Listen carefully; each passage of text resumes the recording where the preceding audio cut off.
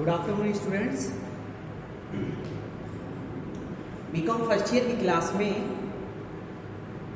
आज मैं जो पेपर पढ़ा रहा हूँ उस पेपर का नाम है बिजनेस रेगुलेटरी फ्रेमवर्क।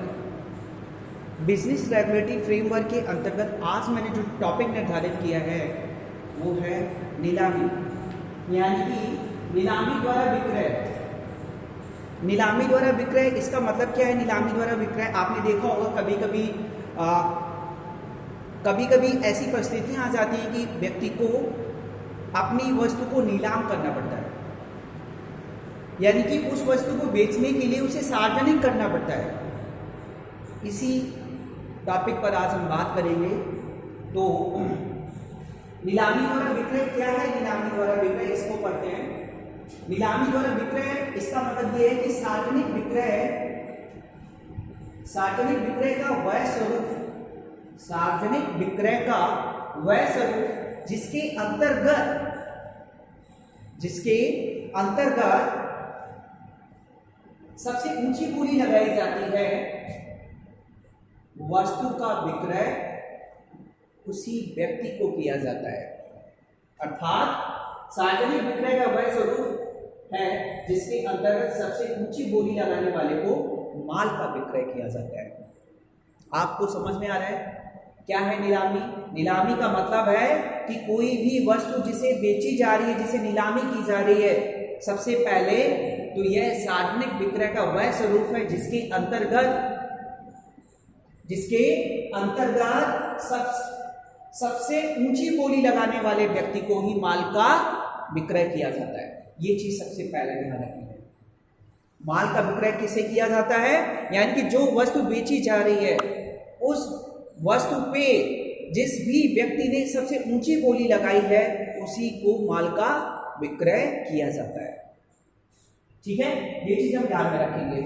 ठीक है, इसके बाद कुछ संबंधित नियम होते हैं नीलामी के, उस पे हम बात करते हैं कि नीलामी पे संबंधित नियम क्या होते हैं, इस पे हम बात करते हैं। नीलामी द्वारा विक्रय संबंधी कुछ नियम होते हैं, इस पे बात करते हैं। तो पहला है हमारा माल का अनेक भागों में विक्रय।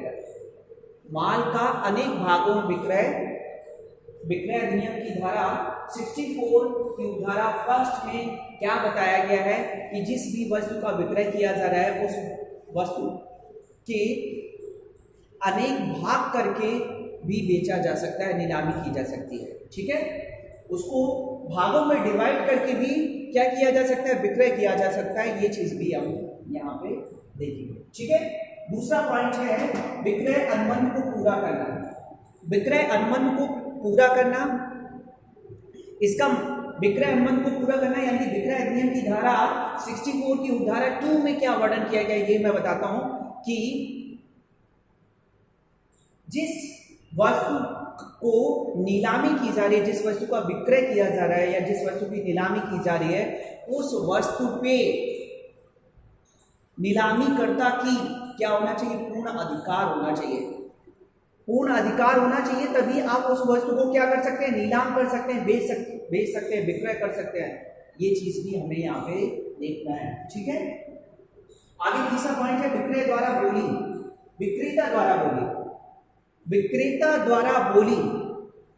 द्वारा बोली, इसका वर्णन जो है विक्रय अधिनियम की धारा 64 की उपधारा 3 में इसका वर्णन किया गया है। इसके बारे में इसका मतलब ये है विक्रेता द्वारा बोली। विक्रेता द्वारा बोली यानी कि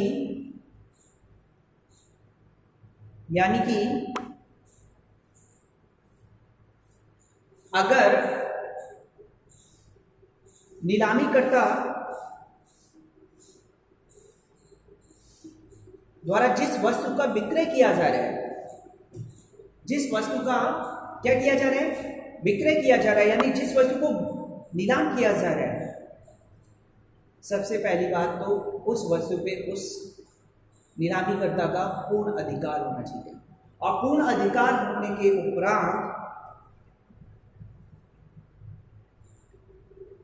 उस वस्तु पे जो बोली लगाई जा रही है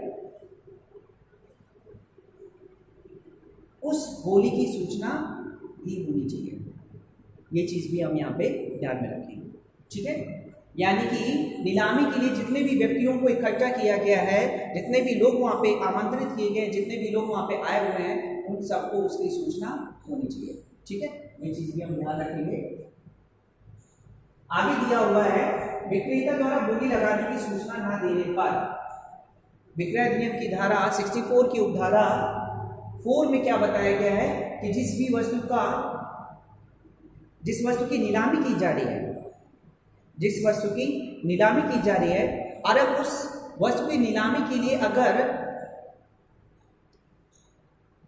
सूचना को सार्वजनिक रूप से नहीं किया गया है, यानी कि जो व्यक्ति है जो उस व्यक्ति को बोली लगाना चाहता है, अगर उस व्यक्ति तक नीलामीकर्ता के द्वारा उसे सूचना नहीं दी गई है और वो फिर भी उसे क्या कर रहा है, उसमें नीलामी के दौरान अपनी बोली लगा रहा है, और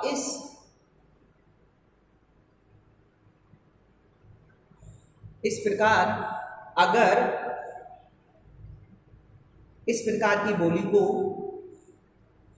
अवैध या असंवैधानिक माना जाता है, यानी कि बोलीकर्ता तक सूचना होनी चाहिए। अगर आपको सूचना दी गई है तभी आप उस पर बोली लगा सकते हैं, अन्यथा आप बोली के हकदार नहीं हैं, आपको सूचना नहीं दी गई है तो। ठीक है, आगे आरक्षित मूल्य। आरक्षित मूल्य यानी कि विक्रय अधिनियम की धारा 64 की उपधारा 5 में क्या बताया गया है कि नीलामी के दौरान कुछ शर्तें निर्धारित की जाती हैं, उन शर्तों को स्पष्ट रूप से व्याख्या किया जाता है और व्याख्या करने के बाद ही बोली लगाई जाती है। यानी कि आरक्षित मूल्य के अंतर्गत जो भी शर्तें निर्धारित की गई है, उन शर्तों को स्पष्ट रूप से सार्वजनिक किया जाता है, इसके बाद बोली लगाई जाती है। तो ये चीज भी हम यहाँ पे ध्यान रखें। 6 पॉइंट दिया है बनावटी बोली। बनावटी बोली का मतलब होता है कि जो नीलामी करता होता है, यानी कि जो नीलामी करता है, यानी कि जो विक्रेता है, जो वस्तु को बेच रहा है या जो वस्तु को नीलाम कर रहा है, कभी कभी होता क्या है कि मूल्य में वृद्धि करने के लिए वो बनावटी बोली बोलने लगता है, बनावटी बोली बोलने लगता है। इसलिए विक्रय अधिनियम की धारा 64 की धारा 3 में ये चीज असंवैधानिक यानी कि अस्वीकार किया गया है। ये चीज भी हमें ध्यान में रखना है कि कभी कभी अगर नीलामी करता यानी कि विक्रेता अगर किसी भी वस्तु को बनावटी रूप से प्रस्तुत कर रहा है तो ये चीज अस्वीकार की जाएगी, यानी कि नहीं मानी जाएगी। That's all.